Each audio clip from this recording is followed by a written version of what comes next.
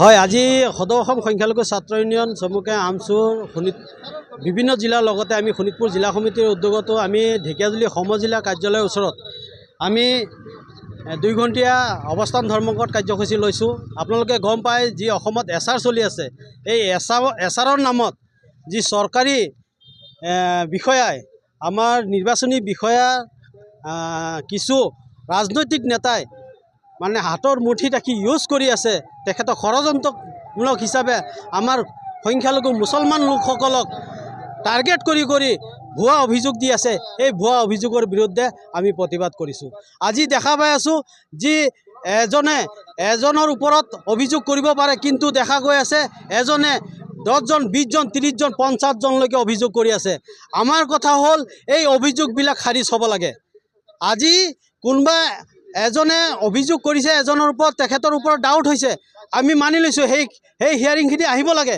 কিন্তু দেখা গৈ আছে এনেকুৱা বহু নাম আমি পাইছোঁ, তেখেতসকলক ৰাইজে চিনি নাপায়, তেখেতসকলক কোনোদিনে দেখা নাই, তেখেতসকলে 10 জন 20 জনৰ নামত অভিযোগ কৰি বহি আছে। আৰু এটা এই অভিযোগকাৰীৰ যদি আমাৰ যি মানুহে ফোন কৰাত সোধে যে আপুনি আমাৰ নামত কিয় অভিযোগ কৰিছে, তেখেতসকলে গমেই নাপায় তেখেতসকলক অভিযোগ কৰিছে, তেখেতসকলক আমি গমেই নাপাওঁ আমাৰ নামত আমি কেনেকুৱা অভিযোগ কৰিলোঁ, এনেকুৱা এটা কথা ওলাইছে। তা আমাৰ নিৰ্বাচনী আয়োগৰ ওপৰত আশা আৰু ভৰসা আছে। আমি আশা কৰিছোঁ অহাকালিৰ পৰা ঢেকীয়াজুলি সমজিলা আয়ুক্তৰ যি হিয়াৰিং হ'ব, সেই হিয়াৰিং নিকা আৰু স্বচ্ছতা হওক। আজি এজনৰ ওপৰত যদি কোনোবাই 10 জনক হিয়াৰিং কৰিছে, 2 জনৰো কৰিছে, সেই হিয়াৰিং খাৰিজ কৰিব লাগে। আৰু মৃত মানুহৰ নামতো অভিযোগ কৰা দেখা গৈ আছে।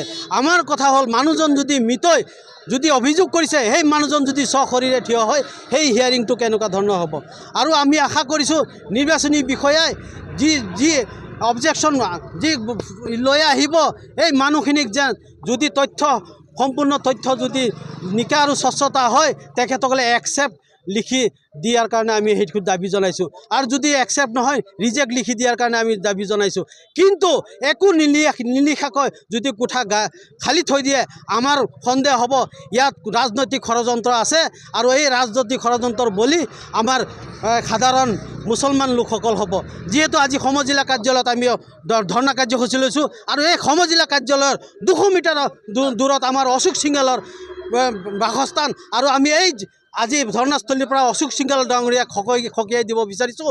অসমত কিজানি ঢেকীয়াজুলি সমষ্টিৰ নিচিনা ক'তো হিয়াৰিং হোৱা নাই, হাজাৰে বিজাৰে হিয়াৰিং পঠাই মানুহক অশান্তি কৰি আছে, মানুহক শাৰীৰিকভাৱে অশান্তি কৰি আছে, মানুহক ছুইচাইড কৰিব লগা পৰিৱেশ সৃষ্টি হৈছে। আজি এই হায়াৰ ছেকেণ্ডেৰী এক্সাম আছে, মেট্ৰিকৰ এক্সাম আছে, আজি ছাত্ৰ ছাত্ৰী পঢ়িব পৰা নাই, নিজৰ মাক দেউতাকৰ নামত হিয়াৰিং আহিছে। এনেকুৱা এটা পৰিৱেশত আমাৰ মুছলমান সমাজক অস্থিৰ কৰিব বিচাৰিছে। আমি অশোক সিংহাল ডাঙৰীয়াক সকীয়াই দিব বিচাৰিছোঁ।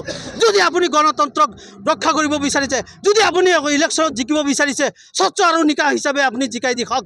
আজি ঢেকীয়াজুলি সমষ্টিক স্বচ্ছ হিচাপে আপুনি জিকাই দেখাওক। আমি মানি ল'ম এই ৰাজনৈতিক ষড়যন্ত্ৰ কৰি আপোনাৰ বিষয়াসকলক লগাই আমাৰ মুছলমান লোকসকলক ভোট কাটি আপুনি ইলেকশ্যন জিকিব বিচাৰিছে। দম আছে যদি আপুনি স্বচ্ছ এক সুস্থিৰ পৰিৱেশত আপুনি হিয়াৰিং কৰি গণতন্ত্ৰ ৰক্ষা কৰি আপুনি ইলেকশ্যন জিকাই দেখাওক। আমাৰ প্ৰত্যাহ্বান থাকিব।